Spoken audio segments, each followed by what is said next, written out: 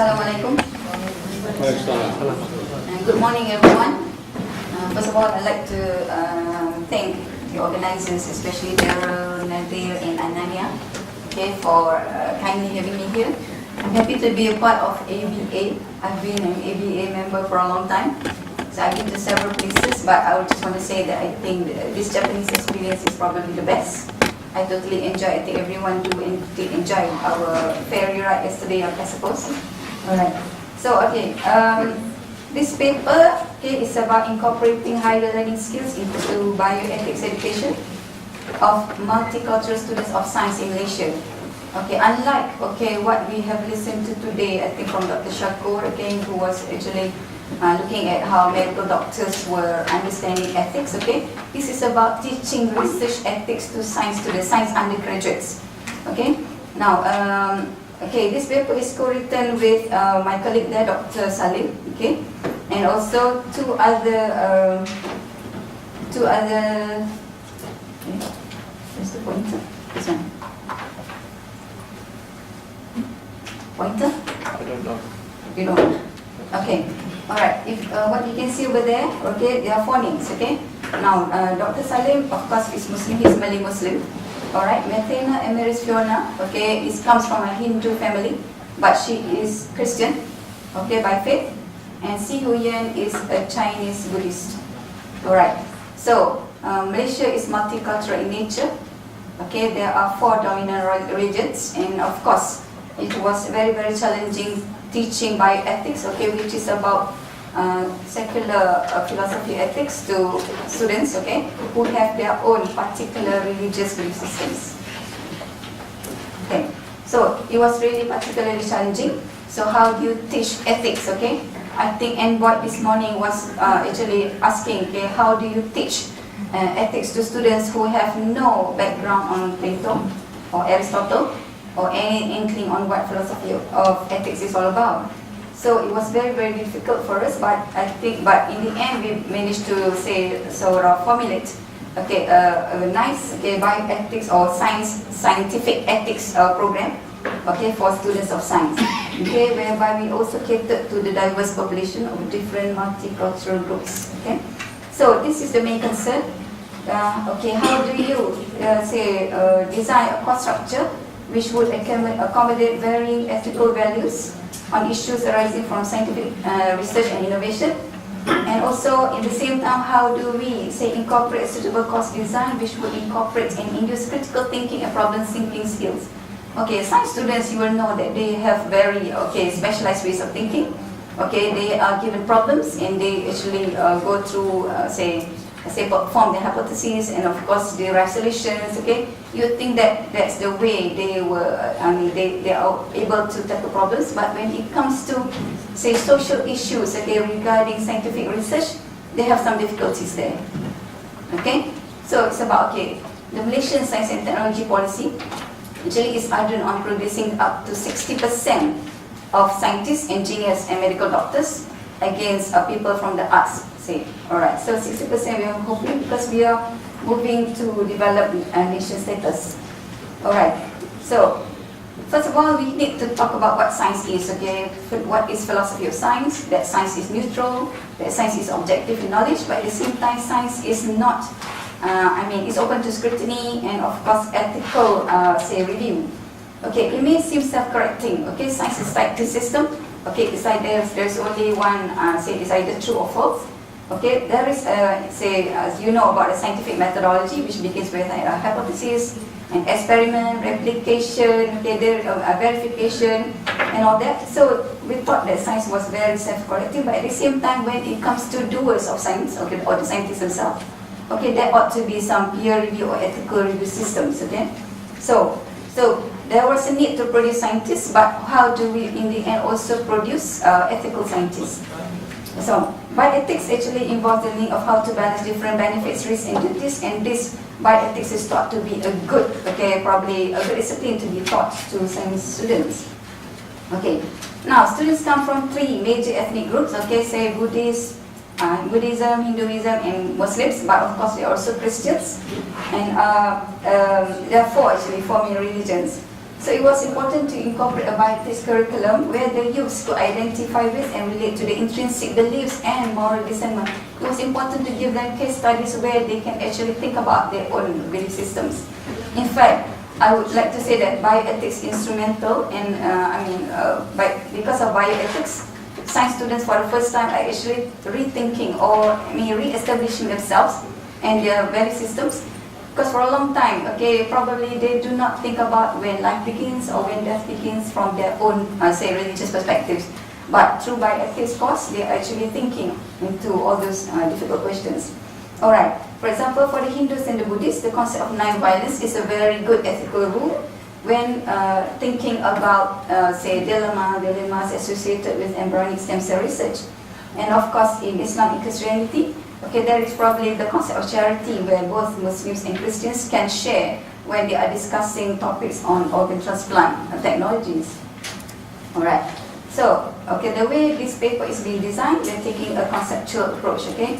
Okay, how do we develop, okay, the course based on what is ethical for Malaysian students and what would be educational? Okay, to be ethical, for the ethical domain, okay, to make science students start thinking responsibly of the importance of science as given in the phrase science for better living. Okay, science is for the good of all. So while science education may enhance the socio-economic status of a nation, for instance, in the provision of innovative solutions to problems of food and energy resources, the practice of science and the prioritization of particular disciplines of science, as much as it must be aligned to national policy directions, must also be responsive to safety and ethical considerations. And the the challenge is to project a suitable teaching module on bioethics. How best to deliver a subject based on a discipline of study which is predominantly Western in origin, but here is appealing for this diverse and multicultural group of students. Alright, so the way it was developed, okay, bioethics is being incorporated in many ethics courses for scientists. Okay, I can name you about 3 or 4 courses, but the name probably do not matter. But we will begin, say, in 2001, where we say projected bioethics principles in 3 courses, which is professional ethics and morals, ethics of knowledge and profession, and issues in bioethics. Okay, we are teaching about, okay, what you heard this morning is about informed consent. It's about subjects having their rights, but we are more focused on the duties of the scientists. What responsibilities do they have? What rules do they follow? Alright? It's about, yeah, respecting, yes, okay, but probably Dr. Shaku was probably say mentioning about whether doctors know about giving informed consent to participants, but we are more about how scientists can say attend to science responsibly. Right. So bioethics principle is also discussed in the faculty course, which is the Introduction to Science and Technology Studies. So this course is about history of science, philosophy of science, and of course we also touch on environmental ethics, okay, greening policy, many other stuff. But bioethics, okay, the 4 principles is actually the thrust on which students are asked to develop and deliberate on any ethical problems. So while content on Western ethics is delivered through lectures based on notable resources in philosophy, ethics, and bioethics, religious content is independently derived by the students themselves through problem-based learning sessions. We do not teach religion to the students. The students are asked to deliberate, okay, on their own and to seek the sources themselves, okay. We do not teach that, alright? And it is interesting because at the same time we learn something. We learn a lot from the students rather than us delivering content to the students themselves. So we begin with an introduction to modern worldviews on science, okay? What science is. We begin with we discuss history of science, the Dark Ages and the golden age of Islam. And many other things, alright? Okay, so, and we also discuss concepts of sustainability science. What is the idea of sustaining, okay, future populations through science? We discuss what is ethics, okay? Of course, some discussion on the Nuremberg Code will inevitably come in. Of course, we will, of course, to let the science students know that humans in themselves have respect and deserve to be respected. And we also just talk about what is responsible innovation and good governance and good policies on scientific research and research and development.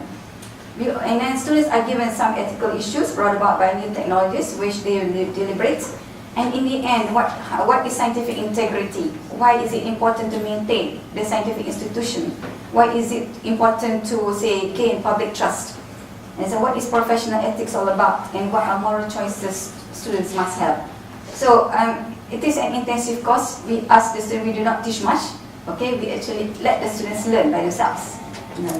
So these are the learning outcomes which we put up, okay, at the beginning of the course. We hope that at the end of the course, the student will at least understand some ethical theories and methods in problem solving.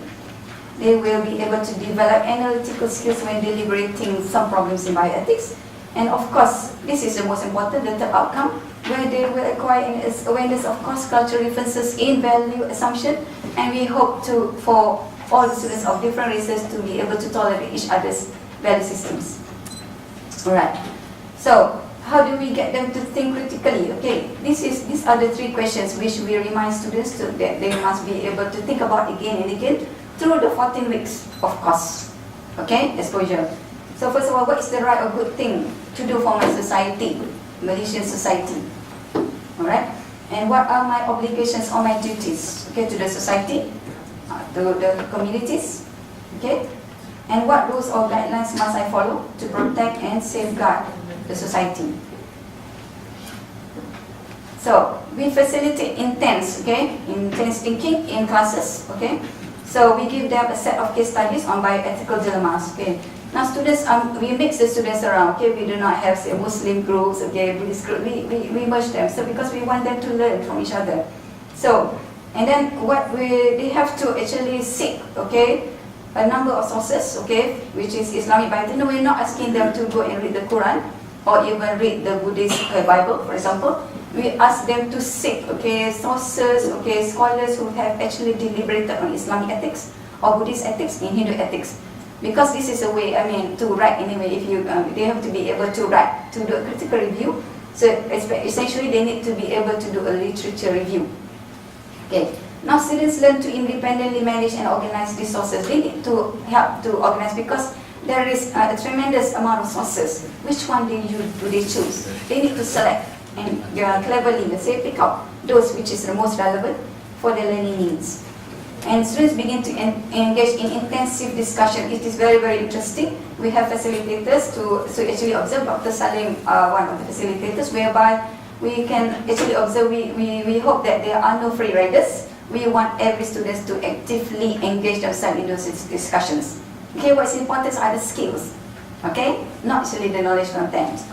Right now, so of course they will be able to defend, okay, their choice of religious principle. They will have to present in class, and then they will be get the questions, and they will have to defend, and of course deliberate.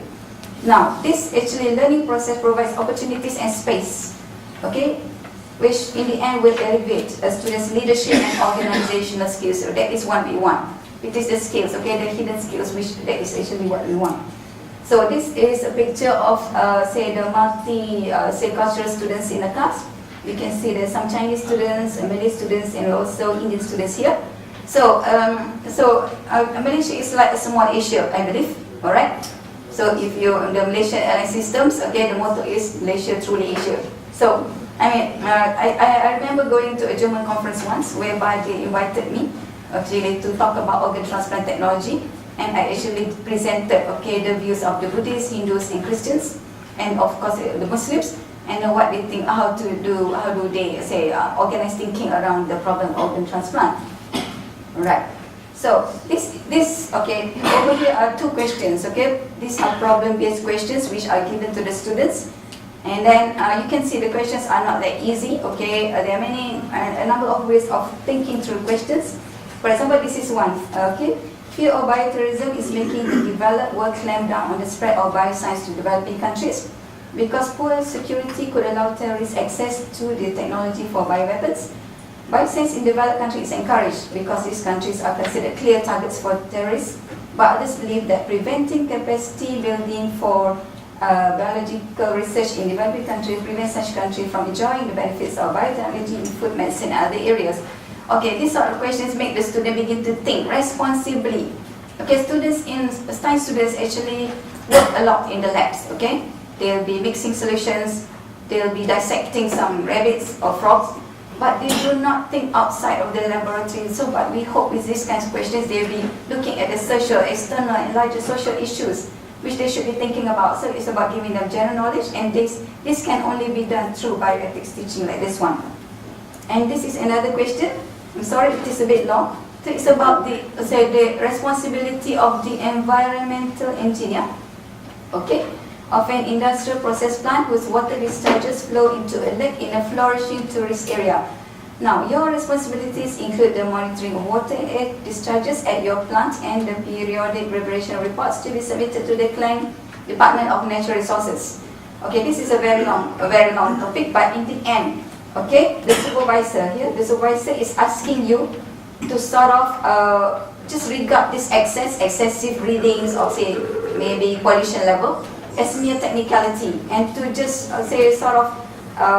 manipulate the data so as to make it appear as if the lake is safe, okay, for tourists to come.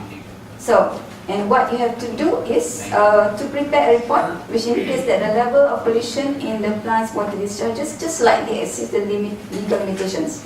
Okay, he asks you to do this. It means actually he's asking you to adjust it. I'm sorry, I think there's duplication here. No wonder it's too long. Sorry. Okay. Yes. All right. So he's asking. The supervisor is asking you to say adjust the data. So how do students attend to this problem? Okay, basically. So at the end of the course, this is how we evaluate the successfulness of the course. We look back at the 3 learning outcomes which I've shown you at the beginning of my talk. Okay, so we find that, and that was the criteria. So at the end of the course, at least 50% of students will get at least a grade B in their final exam. All right, and then of course the achievement is that 30% of students achieve grade A, 60% achieve grade B, and 10 Cs. So we thought that's a good. Okay, this course is successful. And to the LO, learning outcome regarding developing analytical skills, 50% of students are able to identify the central problem in a given case study. That is our criteria. We find that out of 10 groups, usually class size is about 40 to 50, and students are asked to make from groups of not more than 4 students. Out of 10 groups, for example, only 1 group had problems identifying the central problem. Central problem of the 2 problems I just showed you just now. So, English is another factor, in Malaysia. So some students had to actually learn the language as well also learn philosophy or ethics. So it was quite difficult for them. But in the end, they do learn some basic skills, in thinking through and problem solving. Then, of course, lastly, to acquire awareness of cross-cultural differences, our criteria was that at least 50% of students admit an increased understanding of their peers' value systems. We give them an entrance exam, so or like say pre-test, and then the sample question in pre-test will be something like this: when does life begin according to your religion? Whether it's Islam, Buddhism, or Hindu, and most of them admit they do not know much. It was something which they did not think about. So it's amazingly, it's really amazing why students actually did not know their own religious systems, understanding of when life begins or when death begins. What is a human person? What is the value of a human person? So it was really interesting. But at the end of the course, they understand a lot. Through their own independent learning, which we convey through problems like the one I just showed you. All right. So in conclusion, bioethics is an interventional learning instrument we thought. It intervenes. It actually extrapolates or it derives. Important thinking skills in the students. And it also develops the students' affective skills. Whereby they are more tolerant towards others. That's what because Malaysia is about that. It's not very easy to be living in a multicultural country where we do not want to intolerance is very bad and discrimination is very bad. So we hope through bioethics teaching we will be able to derive that, and students actually enjoy being together with peers of different value systems, different races. And of course the skills include critical thinking skills and affective skills, tolerance, and a combination of others' belief system. in the end, students respect each other more. And these courses are usually taught in the first year. So we thought this would actually prepare them for say 2 or 3 years in university life. Okay, in say University of Malaya, for example. And that is all, I think. Thank you very much.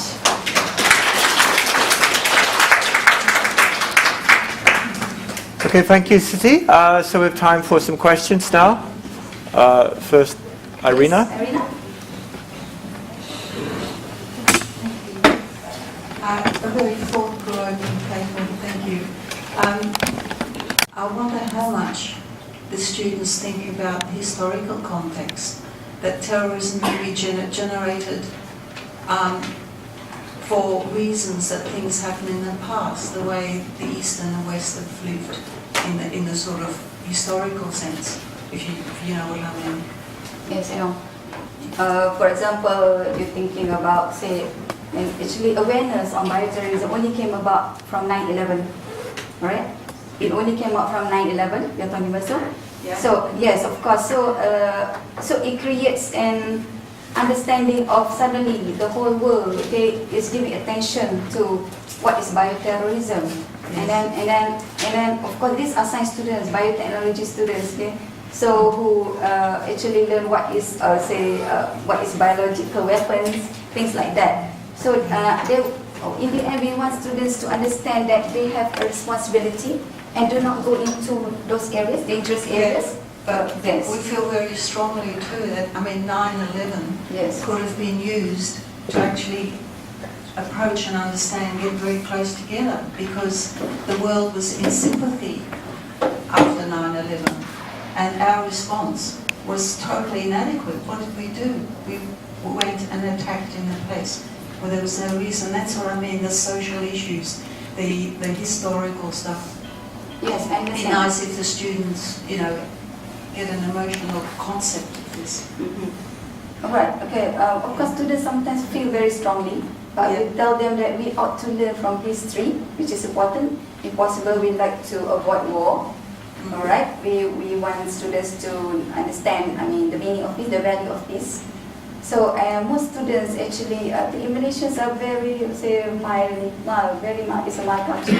They are not, say, antagonist. All right, they are not aggressive, and I don't. I mean, throughout my years teaching, there are no students who feel violently about terrorism, about the need to take revenge, if that's what I mean, or say vent out their anger. Okay, so we teach them about that war is not good and that peace is better. I think that's about it. If I manage to answer your questions, I hope so. Thank you. Okay, question from Joffy.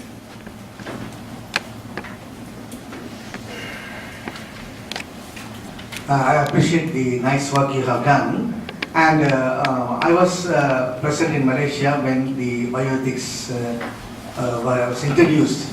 Daryl gave the introductory remarks along with the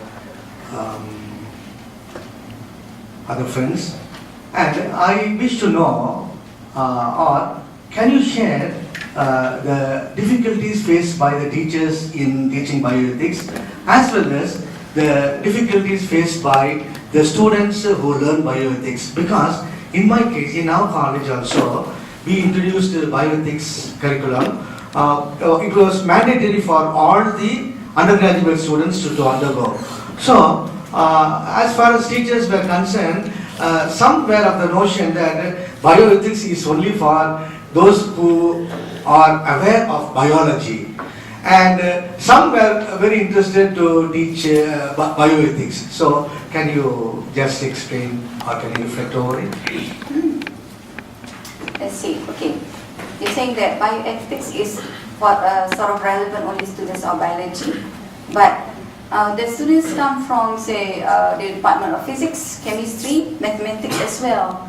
So, an understanding of, say, bioethics, of course, it's about humans, okay? So, when it comes to human research participants, the students ought to know what are their responsibility, what are their duties, all right? So, in this sense, I think it brings some. Students of science, of chemistry, for example, or mathematics, have to understand what students of biosciences or biomedical science or biomedical technology are faced with, so that they will have an idea. I think some thinking is necessary, so that what is important is an awareness, all right, of all the different disciplines of sciences, including biology, even though they are mathematicians. All right, it's about doing science responsibly, basically. I hope I answered your question, Jacqueline. Okay, is that all? Okay, good. And of course, yes, Yeah. I just want to add, you may of course interview Dr. Salim here, over there, okay, who is actually a biomedical science student, okay. So, I mean, through the learning of bioethics, I think there are some important skills which he has acquired, which he has actually meshed with his own understanding of the Islamic value system. So, I think really this thesis will be very good. I think he was looking at the problem of DSD, sex differentiation disorder. It's about early intervention surgery. So there's a lot of thinking through that. So how do you relate that to the Islamic society? I mean, a lot of thinking. I mean, I myself have about 10 Ph.D. students under myself who's doing stem cell ethics and Ph.D. ethics, as well as research ethics for science students. So, I mean, I think in the end, we are going to have a wonderful, rich area of knowledge regarding research ethics. Thank you.